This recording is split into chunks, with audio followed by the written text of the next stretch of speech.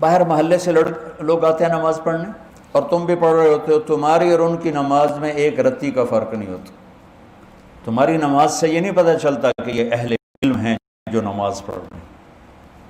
تمہاری نماز اور ایک دکاندار کی نماز ایک جیسی، باہر چائے بیچنے والے کی نماز اور تمہارے مشکات شریف پڑھنے والوں کی نماز ایک جیسی۔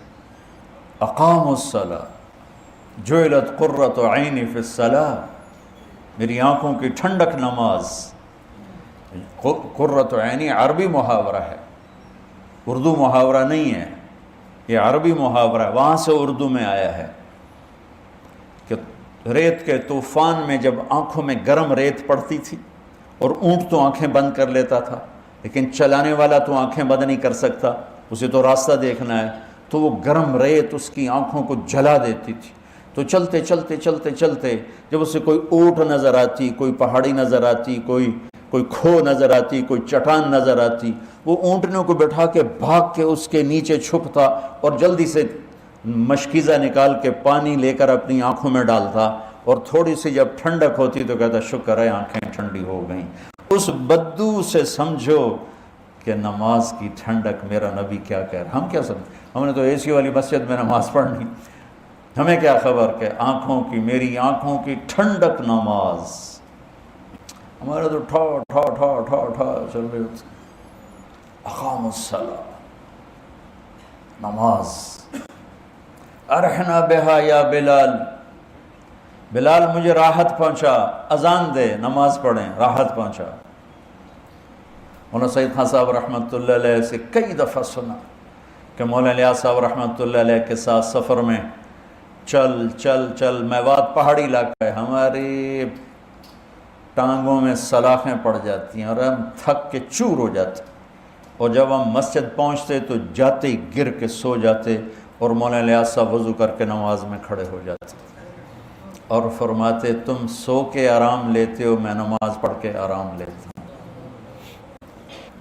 اور میں نے مولانا سعید خان صاحب رحمۃ اللہ علیہ کو خود دیکھا، ان کی وفات سے ایک ہفتہ پہلے وہ غشی میں تھے، اذان ہوئی تو ان کے نواسے نے کان میں کہا الصلاۃ، تو آنکھیں کھول دیں، اٹھ کے بیٹھے، ٹوائلٹ ان کو لے گئے، وضو کیا، میں ساتھ تھا، ویل چیئر پر لے کر ہم مسجد میں آئے، ویل چیئر سے کھڑے ہوئے، اور جب نماز کی ہوئی نا اللہ اکبر، تو میری آنکھوں نے دیکھا وہ یوں ہوئے ایسے،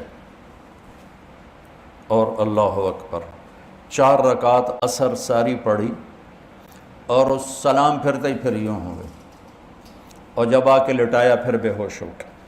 نماز ایسے پڑھی جیسے ایک نوجوان پڑھتا ہے، اس سے پہلے بھی بے ہوش، اس کے بعد بھی بے ہوش۔ جعلت قرۃ عینی فی الصلاۃ، یہ نماز بنانی پڑتی ہے، پڑھنے سے نماز نہیں بنتی، بنانے سے نماز بنتی ہے، اور میں اللہ کے سامنے کھڑا ہوں، یہ ہے اقامت صلاۃ۔ اور میری اور میرے رب کی گفتگو ہے جو کہ جعلت الصلاۃ بینی و بین عبدی، کہ نماز میرے اور میرے بندے کے درمیان مکالمہ ہے، میرا بندہ مجھ سے مناجات کرتا ہے، مجھ سے باتیں کرتا ہے۔ حضرت علی کا فرمان ہے جب میرا دل کرتا ہے میں اللہ سے بات کروں میں نماز پڑھتا ہوں، اور جب میرا دل کرتا ہے اللہ مجھ سے بات کرے تو میں قرآن پڑھتا ہوں۔ تو شکر ہے ہم نمازی ہیں، یہ بھی بہت بڑی دولت ہے، لیکن اللہ علم والوں میں کیا دیکھنا چاہتا ہے اور امت میں کیا دیکھنا چاہتا ہے کہ نماز ان کی آنکھوں کی ٹھنڈک اور دل کا سکون، سکھ اور چین بن جائے، نماز پڑھ کے ہلکے پھلکے ہو جائیں۔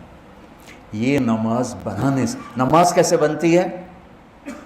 پہلے باہر محنت کرنی پڑتی ہے، وہ کیا؟ آنکھ غلط نہ دیکھے۔ نماز بنانی ہے تو اس پر پردہ، اس پر پہرا بٹھاؤ، اور کانوں پہ پہرا بٹھاؤ، اور زبان پہ پہرا بٹھاؤ۔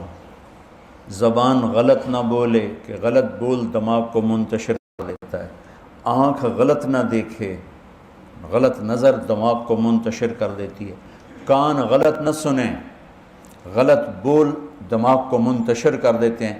جب تینوں چیزیں آزاد ہوں گی اور اللہ اکبر کہے گا، جسم یہاں ہوگا اور روح پتہ نہیں کتنے دھکے کھاندی ہوگی، اور جب ان تینوں پر پہرا بٹھا دے گا تو جب اللہ اکبر کہے گا تو جسم بھی ہوگا، روح بھی ہوگی۔ اقاموا الصلاۃ، وَأَنفَقُوا مِمَّا رَزَقْنَاهُمْ سِرًّا وَعَلَانِيَةً، اور جو کھل کے خرچ کرتے ہیں، چھپ کے خرچ کرتے ہیں جو ہم نے انہیں دیا ہے۔